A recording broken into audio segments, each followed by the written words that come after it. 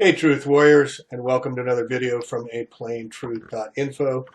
Today we are seeing Kauai, Hawaii, Hanalei Bay, the North Shore, just getting pummeled with record rains coming out of nowhere, mostly hitting only the North Shore and massively flooding those people where a declared emergency, state of emergency has been declared for the area, but it was fairly isolated and not as bad on the other islands. Again, the geoengineering at work. And I'm being sent pictures from some wonderful activists from around the country. And these were sent to me just recently by David Kay.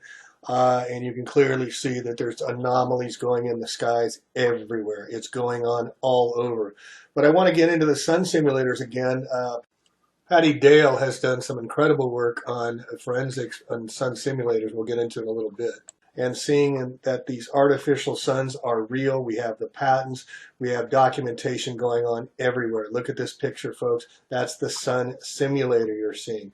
And she has broken it down using photo forensics to show it is actually a device and an actual machine up there. First, I want to give you a little background on the sun simulators and what we're seeing in the skies being reported all over the world. But there's these devices being put up, and they probably are likely cube satellites, which I'll get into at the end. But thanks again for Patty and the others for the activists and sending this to us. All right, let's get into it. Photograph, a hexagon appeared in the upper left-hand corner. He didn't notice this hexagon until many weeks after the fact. There was no direct sunlight involved in the photograph that could create maybe a lens ray or a glare. It was just a simple photograph, and this hexagon appeared in the sky.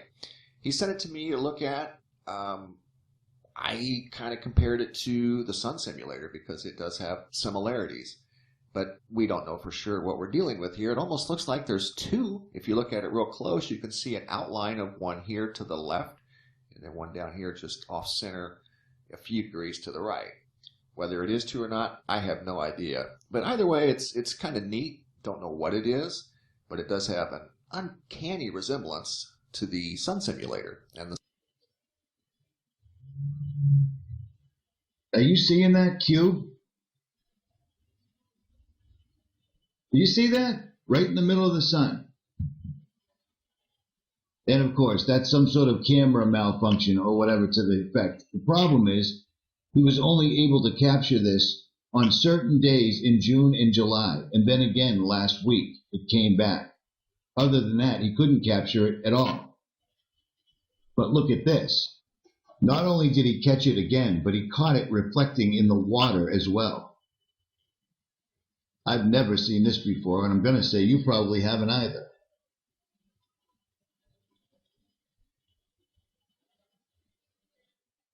In the water, but he also catches it in the sky simultaneously.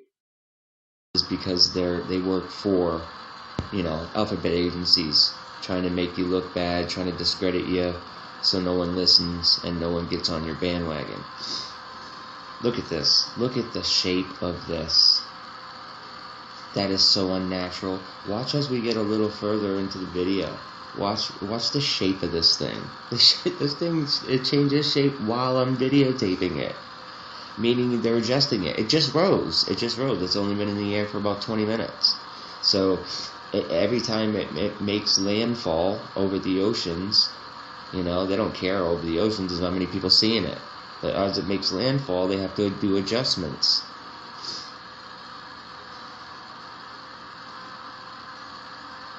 Look at this shit. Where the sun simulator is, and it just all looks fake. That looks like CGI, man. And this is live video. I just shot this morning. Isn't this crazy looking? Look at this. Look at this. If that is not a simulated light source, I don't know what is. Look at the center of it now. It's still blue, but it looks, because of the angle I'm at a really high altitude. You're seeing like a spinning. So that tells me that there is no light in the center of this device, and that the center is some type of nucleus, maybe the power source.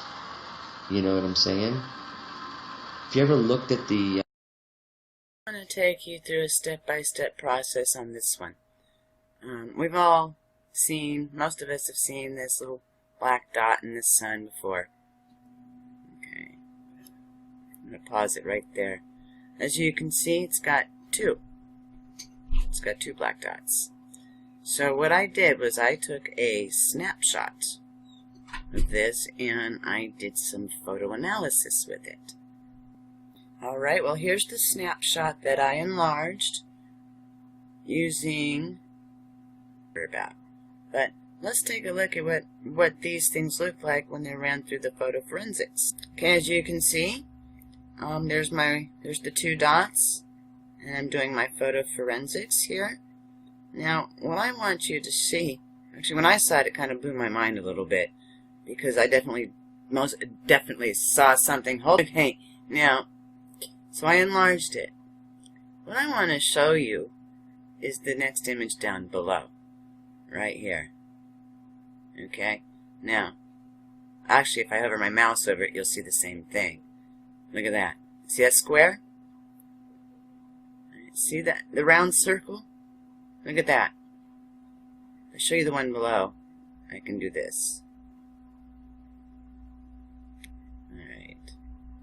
So, obviously, let me, hold on. I like to have stuff out of the way. Okay. So, obviously, this is definitely a object. Okay? This very straight lines and angles. And another one up here. And as you can see, look at that. What do you think this is, guys? You can't see it there. It's in front of the sun.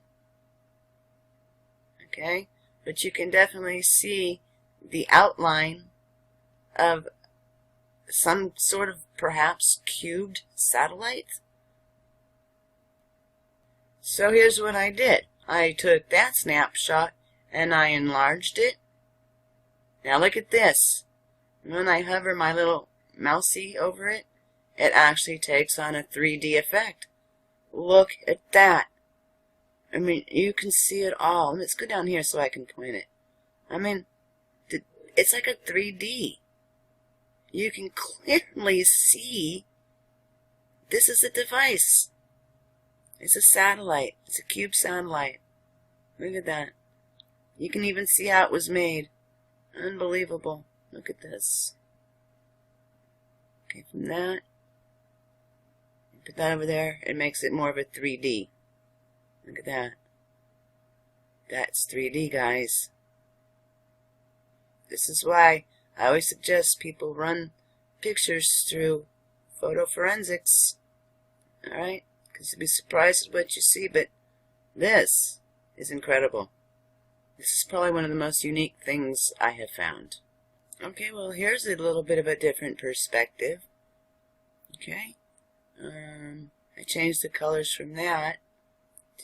I'm sorry. I'm trying to get everything lined up. From that to this.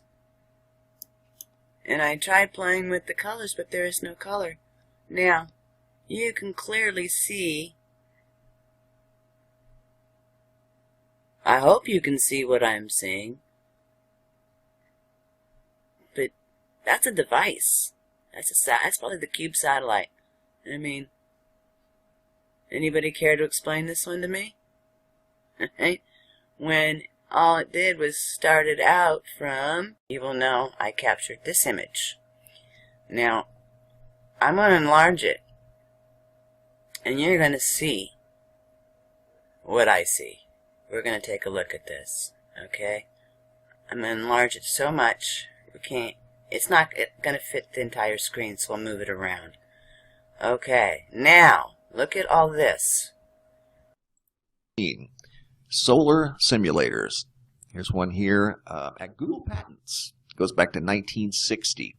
The idea has been around for a long time, quite possibly even farther back than 1960. There's a diagram of a solar simulator patented back in April of 1966. And we're going to go over to here and we're going to look at this patent. and bring it up to size. And if you'll notice, you'll see in here, here's these stanchions or supporting bars, which possibly could be what we're seeing actually in the video that was done by Patty Daly and her forensics investigation. See the pipes going across here? Let's take a look at that again and see how that matches up. Okay, this is the black dot in front of the sun. What do you think that is? I think that's a device. I mean, look at this. You can see the 3D, right? I can't zoom it in anymore. But let's take a look at this. Again, I will post my last video in the description box below, because you're going to need to watch that first. But here you can clearly see these are like pipes and, you know, whatever. But this is definitely a square object in front of the sun. Now, I don't know what all this stuff is, but I'm looking at all that. Okay, that's just the edge of the picture. That's nothing down here. Okay, so let's take a look over here. I mean, it looks like plumbing pipes.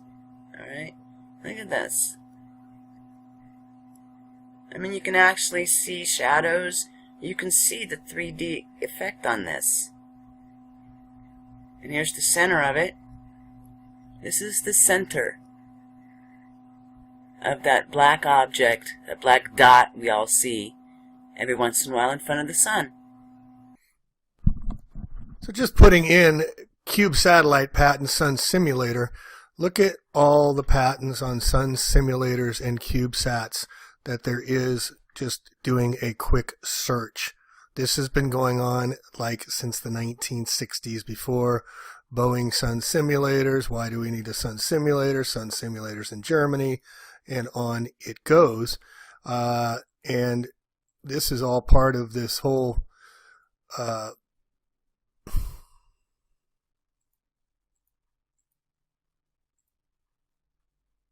Okay, so here we have just a kind of a Bobo picture of the Sun simulator.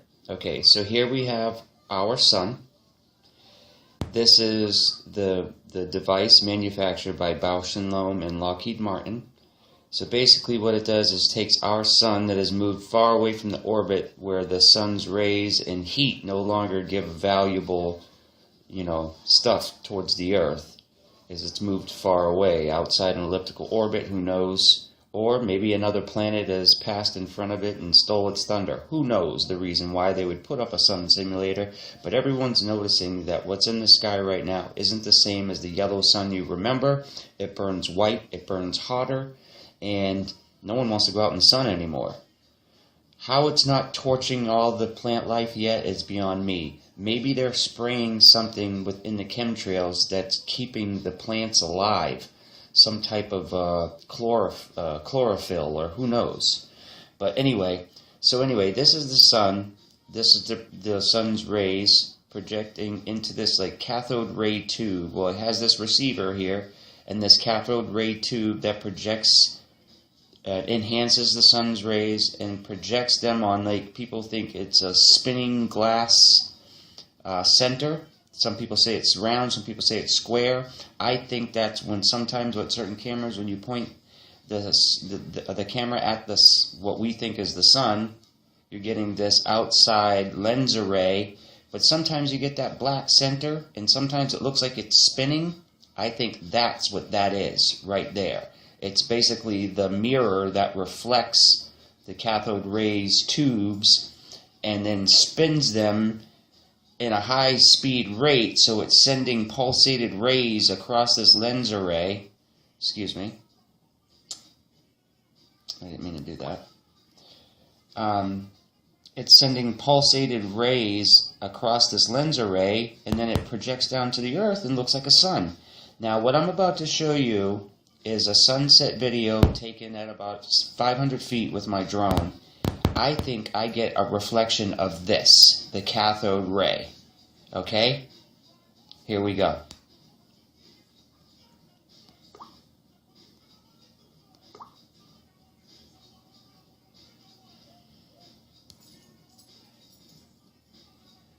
Alright, let me, hold on one sec. Let me shrink that video back down for a second. At a point, you're going to see the lens flares pointing down. You're going to see a red lens flare, a blue lens flare. You might even see some patterns in the lens flares. Then you're going to see this green lens flare come up from the bottom that has a weird round top and a cone shape. I think that lens flare is a reflection of the cathode ray. Basically, it's a trigger, a gun, that absorbs the rays from the top and shoots them out a trigger, a funneled trigger. It's almost the way cathode ray tube televisions were made. I have a background in electronics, and the concept of a CRT, the old televisions we used to have that had that, glass front and the heavy picture tube, they work the same way the sun simulator does. It blasts rays through a funneled tube to enhance the power. It's called a cathode ray tube or trigger. And that is exactly what the sun simulator is, just at a larger scale. Okay, so I think by now you guys have probably seen the green funneled lens flare. Totally bizarre. Totally bizarre. So now after you've seen it on here on the video, now let's try to go back